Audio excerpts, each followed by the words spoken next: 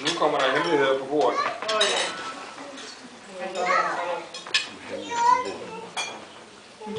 Er du klar? Ja, klar. Ja. Og det egentlig er så utroligt. Bare et sluk.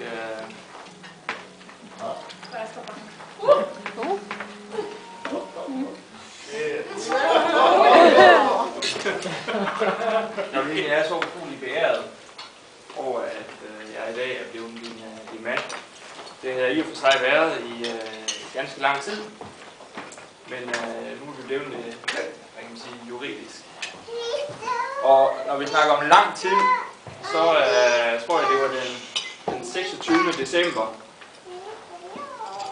1998 i mit hjemland. Der tror jeg, det bliver officielt, at vi bliver kærester. For det der andre ikke, at det her skrevet under min seng. Ja, det tror jeg, det var. Så tror vi ikke at holde det skjult længere. Og det er faktisk 3.788 dage, du har været kæreste med mig. Ja. Eller 10 år, 4 måneder og 14 dage. Det er ikke ret lang tid, når man tænker på, hvor unge vi er. Og nu står vi her som gift. Vi har 2 dejlige unger. Og som Ronny sagde, vi har rækkehus, vi har stationcar, og vi har sådan set alt, hvad man kan tænke. Og det er hvor det ikke. Og hvorfor var det så, jeg faldt for dig? Jo, jeg så jo med det samme, du har nogle gode gener. Så du kan føre Møvanderslægten videre. Nej, selvfølgelig var det ikke sådan.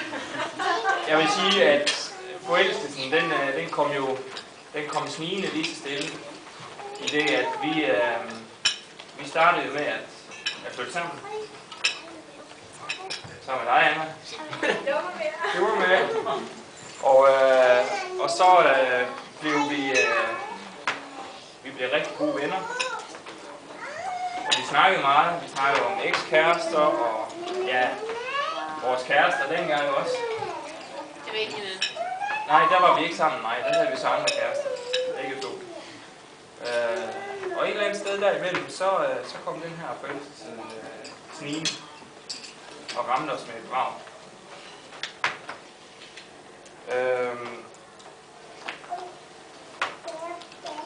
Og det var jo også utrolig svært ikke at blive forelsket i dig. Fordi at du var jo helt fantastisk. Du havde dengang begge fødder på gulvet. Og så var det utrolig svært at stå for dig, når du sad på scenekanten, iført sådan en brun paryk. Og så sang hun The Winner Takes It All. Og der må hun jo have tænkt på, at hun fik mig, så hun er ved. Og hvad var det, jeg faldt for? En kanon lækker pige, som altid havde et smil på læben. Du havde utrolig levende øjne, og du havde en glød uden lige.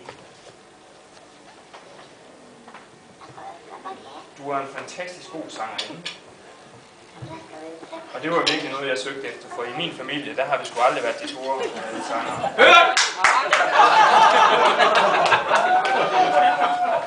Der var gang i dig, vi var ude og feste, og vi havde det skide sjovt. Og prikken over i det er jo, at du er også utrolig intelligent. Det er jo lidt det der med gener og møbelslægten også. Og hvad er det så, jeg har i dag? Jo, alle de ting, jeg lige har sagt, det har jeg. En kanon lækker pige. En pige, der har fødderne på jorden. Levende øjne og en glød uden lige. Og hun sover med fødderne i sengen. Jeg har den kvinde på den her jord, som jeg elsker aller. Jeg er så utrolig glad for, at vi er sammen, og vi har det, vi har. Og jeg er selvfølgelig undret over, hvad er det, du faldt over? Eller, jeg faldt over. Jeg kan kun falde over dig. Ja, det kan jeg. Hvad du faldt for, når du så mig. Og jeg har virkelig tænkt, og jeg er kommet frem til, at det må være den her næsten 2 meter høje, muskuløse dansker, som kom ned i stranden iført et par blå shorts, som jeg spillede badminton i, da jeg var 14 år gammel, og brugte dem som badebukser. Og bare for at imponere på Karoline, så svømmede jeg allerlængst ud og skulle dykke ned. Du var med, og så trådte jeg på et søpindsvin. Så Karoline, hun måtte hjælpe mig ind. Det må simpelthen være det, du faldt for. Det tror jeg. Det var det. Karoline, vi er på mange punkter forskellige. Mange punkter enige. Ja. Angående opdragelse af ungerne, så er vi enige om det meste. Der vil altid være... Hvad siger du, Malte? Nej. Der vil altid være, hvad kan man sige, forskelligheder. Vi har forskellige syn på noget, men generelt så er vi enige. Du har ofte idéerne. Jeg er ofte den her praktiker. Jeg får tingene udført. Det tager bare lidt tid. Ja, men det bliver gjort. Og det bliver ordentligt gjort. Ja.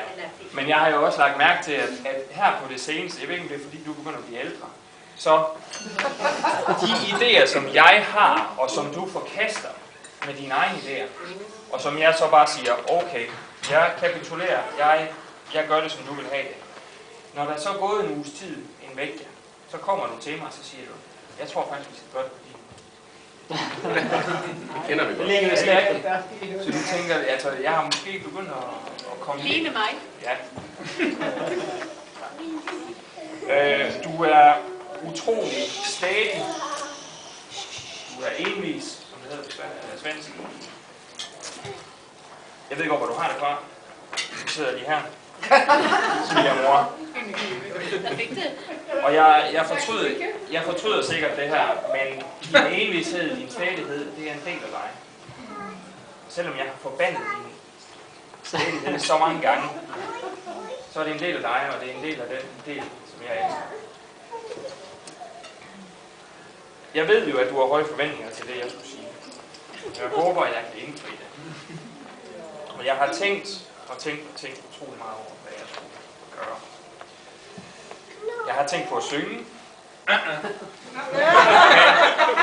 Jeg vidste jo, at der er nogen i forsamlingen her, som synes, at jeg synger helt forfærdeligt.